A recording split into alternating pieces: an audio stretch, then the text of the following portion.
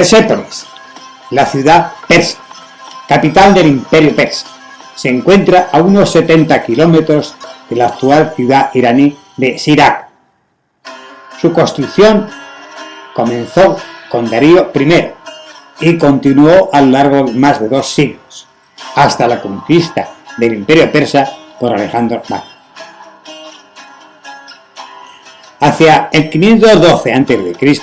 se emprendió la construcción de este masivo complejo palaciego, ampliado posteriormente por el hijo de Darío I llamado Jerjes I y de su nieto Artajerjes I.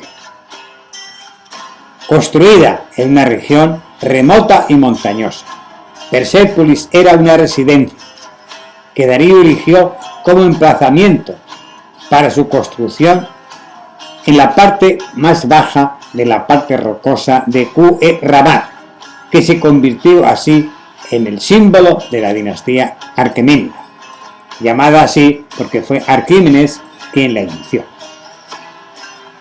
Darío hizo erigir la terraza, los palacios de Apadán, Tachar, la sala del tesoro, así como las murallas. La indicación irrefutable de los datos suministrados son obtenidos de las tablillas encontradas en el sitio, que atestiguan la existencia de actividad constructiva al menos desde 509 a.C., cuando se produjo la construcción de fortificaciones. Las construcciones de Darío fueron luego acabadas y completadas por sus sucesores.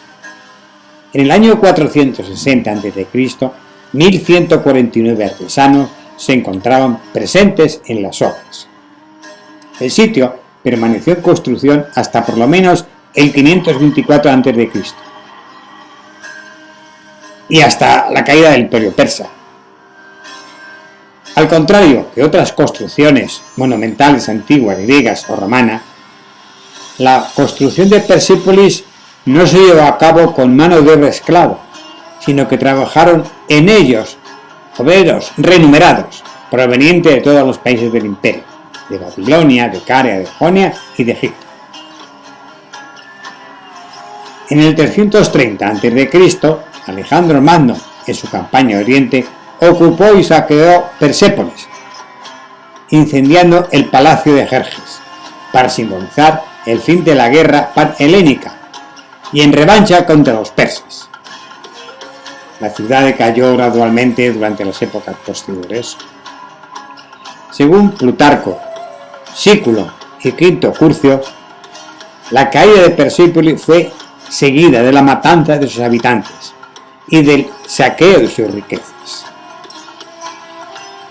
Tiridatas, guardia del tesoro, se presentó ante Alejandro con una carta de rendición en la que le ofrecía entrar en Persépolis como vencedor. De este modo, Alejandro podía obtener rápidamente las riquezas de la ciudad.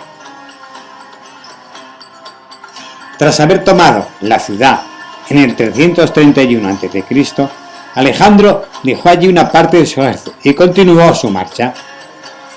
No regresó a Persépolis hasta algún tiempo después. Al final de un día de borrachera, en honor de las victorias, Persépolis fue incendiada por el conquistador. Era el mayo de 330 a.C. Plutarco y Diódono relatan que Alejandro, borracho de vino, había lanzado la primera antorcha sobre el palacio de Jerjes, a instigación de Tais. Más tarde, esposa de Ptolomeo, quien lanzó la segunda. Tais había incitado a Alejandro y sus compañeros de armas a vengar así el saqueo de Atenas por Jerjes I.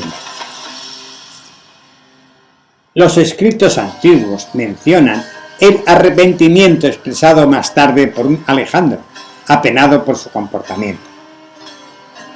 La destrucción de Persépolis marca el fin del símbolo del poder del primer imperio persa. Las ruinas son conocidas con el nombre de las 100 columnas. De paso hacia Catay, en 1318, un monje viajero de nombre Odorico pasó sin retrasarse en las ruinas. El primer europeo que mencionó el sitio fue este. Le siguió en 1434 un viajero veneciano llamado Josafat Barco. El misionero portugués Antonio de Guevea visitó el lugar en 1602. Observó las inscripciones y las representaciones de animales con cabezas humanas. El embajador de España ante Abbas el Grande, García de Silva y Figueroa, describió extensamente el sitio arqueológico, una carta al marqués de Vermar en 1619. Más tarde, el romano Prieto de la Valle visitó numerosos países en Oriente. Trajo de Persépolis copias de inscripciones cuneiformes que servirían para descifrar las escrituras. Las primeras excavaciones arqueológicas fueron realizadas en 1878 por Mohamed Old-Dole Farad Mirza, gobernador de Fars, que dirigió los trabajos que sacaron a la luz una parte del Palacio de las 100 Columnas. En 1971 tuvieron lugar en Persépolis ceremonias fastuosas durante 3 días, con motivo de la celebración de los 2500 años de la monarquía. El Shah Mohammad Reza Pahlavi invitó a numerosas personalidades políticas. El fasto movilizó más de 200 servidores venidos de Francia para los banquetes, hecho que suscitó polémica en la prensa y contribuyó a empañar la imagen del Shah. El importe de los gastos fue evaluado en más de 22 millones de dólares y la financiación fue realizada en detrimento de otros proyectos urbanísticos y sociales. Después de la revolución iraní y con el fin de erradicar la referencia cultural monárquica, el Ayatolá Sadr Khalkhali intentó arrasar Persépolis por medio de bulldozer. La intervención del gobernador de la provincia y la movilización de los habitantes de Sirak, interponiéndose delante de las máquinas, permitieron salvar el sitio de la destrucción. Los persas no poseían un bagaje arquitectónico propio. Se trataba de un pueblo seminómada de pastores. Más desde la fundación por Ciro II del Imperio Persa, se dota de construcciones monumentales, inspiradas en los pueblos conquistados. Los arquitectos persas integran estas influencias y proponen rápidamente un arte original, cuyo estilo resulta de la combinación de elementos de civilizaciones sometidas. La arquitectura persa es utilitaria, ritual y emblemática de estas fuentes múltiples.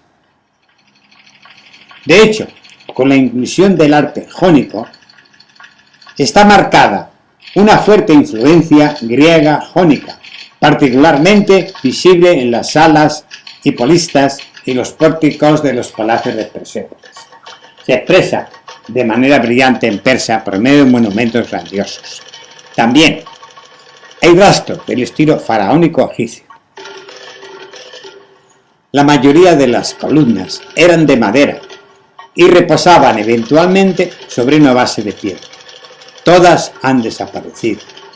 Cuando la altura era demasiado importante, se utilizaba la piedra. En la Apadama, en la Puerta de las Naciones, las columnas de piedra que han subsistido son muy heterogéneas y muestran una influencia de las diferentes civilizaciones del imperio. Los palacios de Persépolis tenían los muros de adobe. Ningún muro ha sobrevivido. Los elementos aún están de pie. Son los marcos de las puertas y las columnas de piedra. La forma más conocida y más extendida de la escultura aqueménida es el bajorrelieve, expresando particularmente en bellos aspectos en Persépolis. Decoran las escaleras, los lados de la plataforma de los palacios, y el interior de los barrios. Las proporcionan entre los personajes, animales y los árboles. Los temas representados se componen de los desfiles de representantes de los pueblos del imperio, de nobles persas, de guardias, de escenas de audiencia, de representaciones reales y de figuras de combate que oponen un héroe real a animales imaginarios.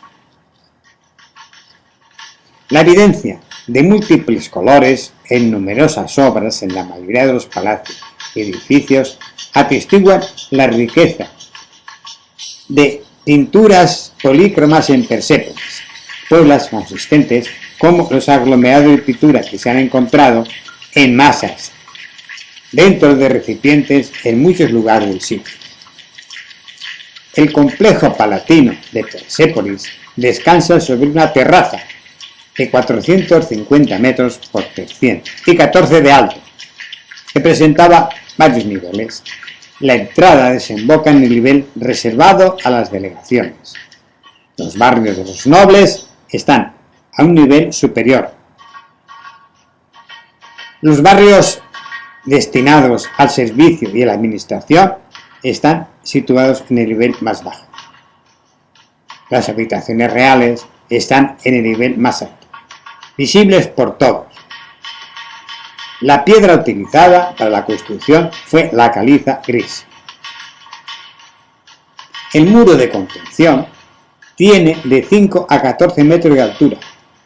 Está compuesto por enormes piedras talladas, ajustadas, sin mortero, y fijadas por medio de clavijas metálicas.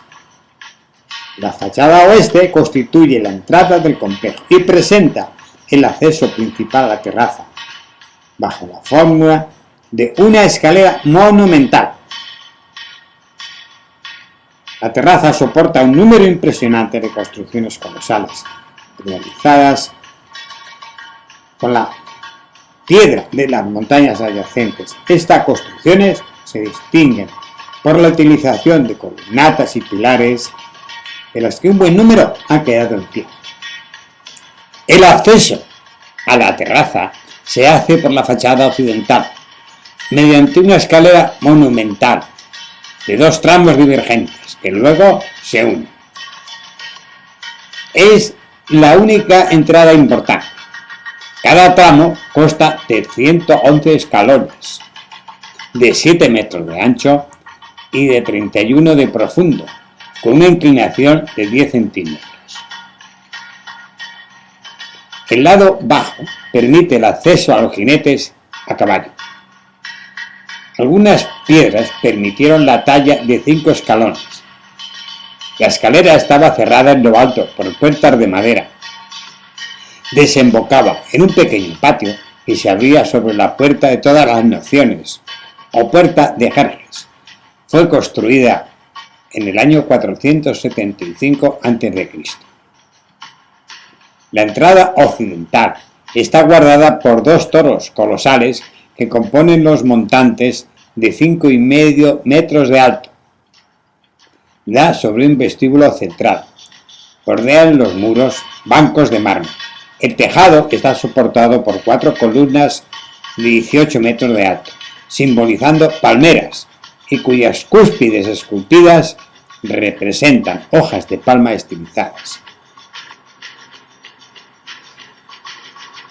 El dios persa Ahura Mazda creó esta tierra, creó el cielo, al hombre, la felicidad del hombre, que hizo a Jerjes rey, rey de muchos, señor de muchos.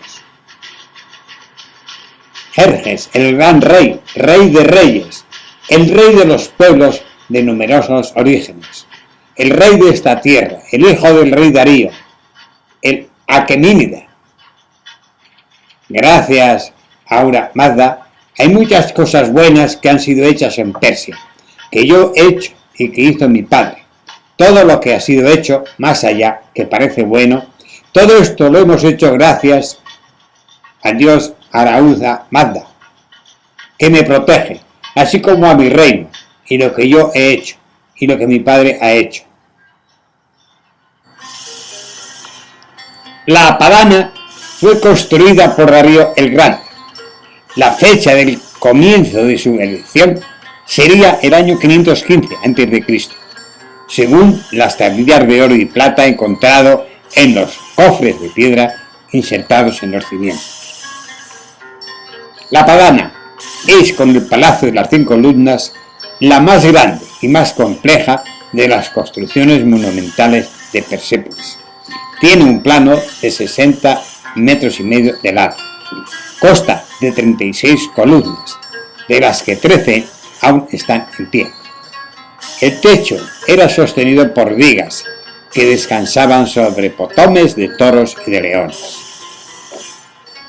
El conjunto estaba pintado ricamente, como lo atestiguan los múltiples rastros de pigmentos encontrados sobre las bases de algunas columnas, en los muros y bajo relieve de las escaleras. El interior de la garganta de un esculpido todavía posee distintos restos de color rojo. Los muros eran adornados con colgaduras bordadas de oro, enlosados de cerámicas y decorados con pinturas que representan a leones, toros, flores y plantas. Las puertas de madera y las vigas llevaban placas de oro, incrustaciones de marfil y de metales preciosos. Un lujo increíble.